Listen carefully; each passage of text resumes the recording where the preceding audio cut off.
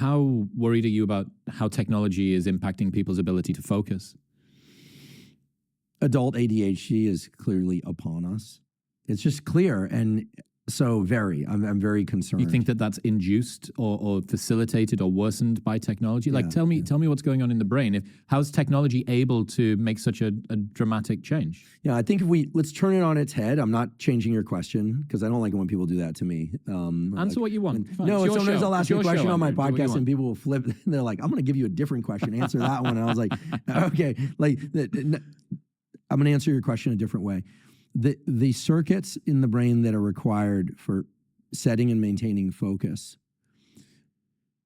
are inhibited by the process of deliberately shifting one's focus over and over and over throughout the day.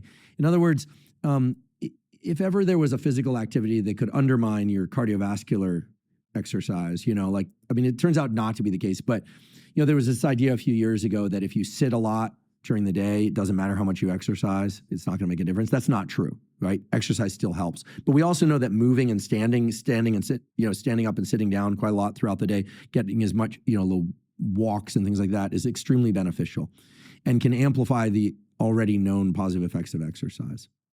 Okay. Well, when it comes to focus, much of what our schooling is about growing up is not just the content that we're taught, but our ability to sit still and pay attention, to keep the body still and to focus to some extent, keep the body still. Some people gesticulate more, the Italians and in certain Arab countries and things like that. And other people are far more still. And we get back to this about body stillness a little bit later because there's some emerging ideas on that are worth touching on. But the point is that if one is constantly moving their attention from one thing to the next, it undermines the stability of all the circuitry in the brain that's responsible for prolonged focus. Now, I partake in social media, so do you, but the scroll function is a practice of shifting focus while maintaining gaze in one location, right? Normally we would shift focus by looking here, by looking there.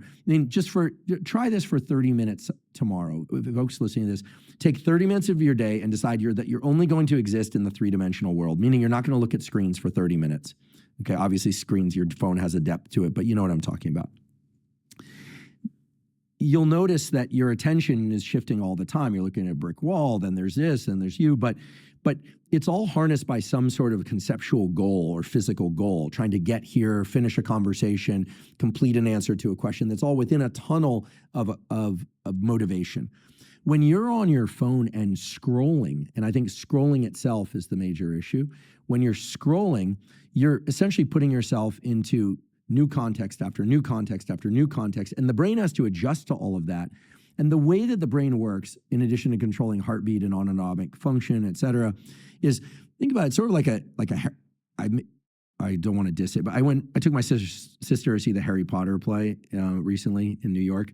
And while I wasn't a big fan of the script at all. Was this the Half-Blood something? What was it called? Yeah, it was the Cursed Child. Yeah. Me, Jordan Peterson, and Douglas Murray nearly got thrown out of that during COVID. I've got to tell you the story once you're done. It's one of the phenomenal thing that I saw. So you went to go and see it too. My sister likes theater, and we go to New York each year for her birthday, and I took her to this show, and I wasn't a big fan of the script, to be honest. I only read one of the Harry Potter books, liked it, but then abandoned it. But she really likes the Harry Potter stories.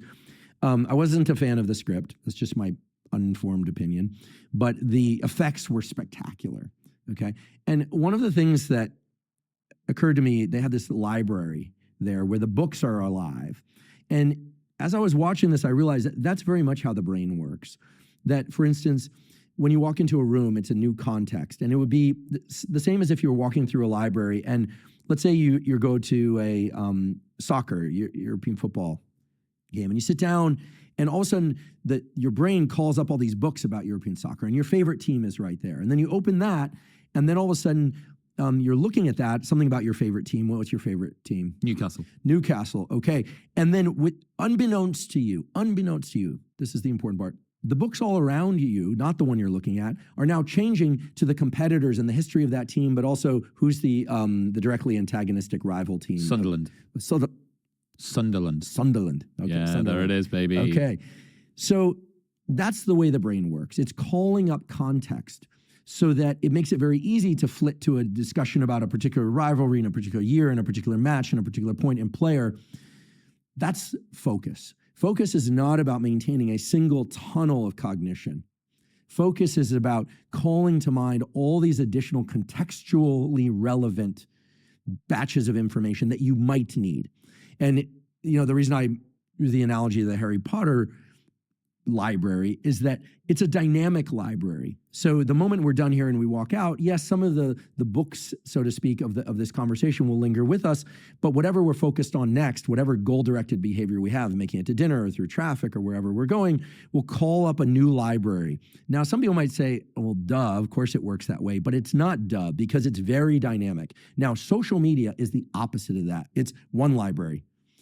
Next account, another library. Next account, another library. Next account, another library, another library, another library. And the brain is calling up all these different libraries in rapid succession. Wow. So when I look, like, I'll be honest, the selected choice of things to click on tells me a lot about what I've been clicking on, right?